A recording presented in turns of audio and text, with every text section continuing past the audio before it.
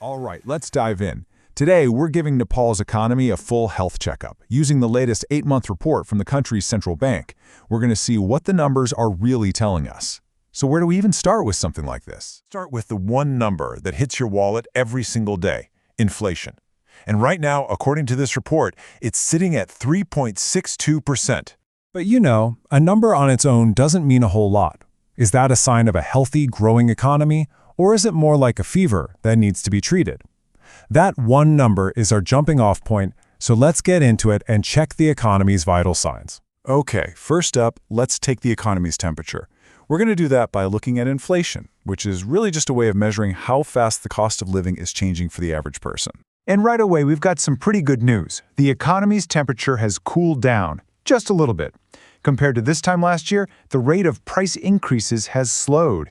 It's not a huge drop, but hey, it's definitely heading in the right direction. Here's the thing. That overall number is hiding a really complicated story. I mean, just look at your shopping cart. While some things like pulses and spices are actually getting cheaper, your trips to the vegetable market are costing over 11% more. And those huge jumps in services and education? Yeah. Families all across the country are definitely feeling that. So, while prices at home are kind of stable, what about the bigger picture? For our next test, let's check the economy's lifeblood, the flow of money coming in and going out of the country. And whoa, this is where we find the first major symptom we really need to talk about. Exports, they're growing at a healthy 20%, which is great, but they are absolutely dwarfed by imports. This creates a massive gap, a trade deficit of nearly 1,100 Arab rupees. Let me put that as simply as I can. For every single rupee Nepal earns from selling things to other countries, it spends about 7 rupees buying things from them. That is a pretty staggering imbalance. Of course, brings us to the most critical question.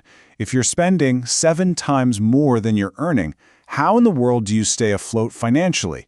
How does the country cover that enormous gap? Well, this number right here is the answer. And what an answer it is. We're talking about remittances, the money sent home by Nepalis working abroad. It hasn't just grown, it has absolutely surged by a massive 37.7% from last year. This is the economy's superpower, no question. At 1,450 Arab rupees, this inflow of cash more than covers that entire trade deficit we just saw. It's the single biggest reason the country's external finances are staying balanced. And because of these incredibly strong remittances, the country's emergency savings fund, what economists call foreign exchange reserves, is looking really healthy. Just think of it like the nation's backup account for a rainy day. Here's the crucial point.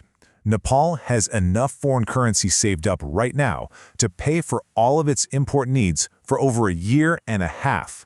For a developing country, having an 18-and-a-half-month buffer like that is a very strong and stable position to be in.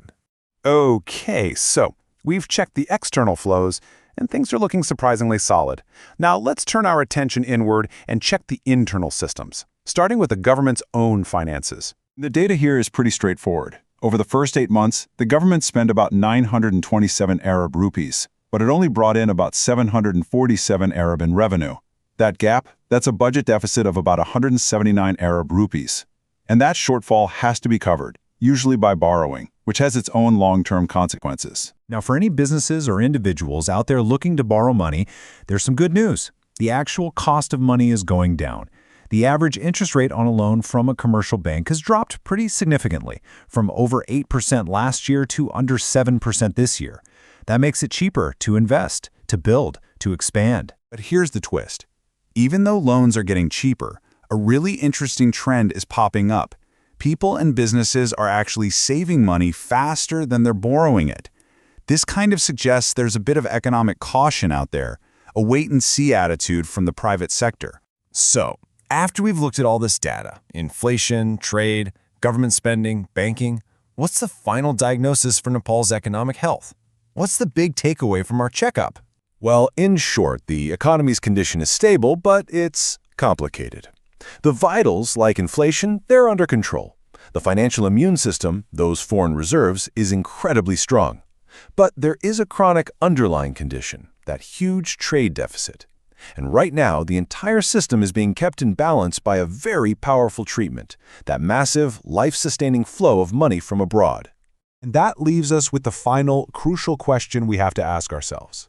This heavy reliance on remittances is, without a doubt, Nepal's greatest economic strength today. It's providing stability and security. But what happens if that flow of money slows down? Could our greatest strength today become our greatest vulnerability tomorrow? That's really the key question this data forces us to think about for the future.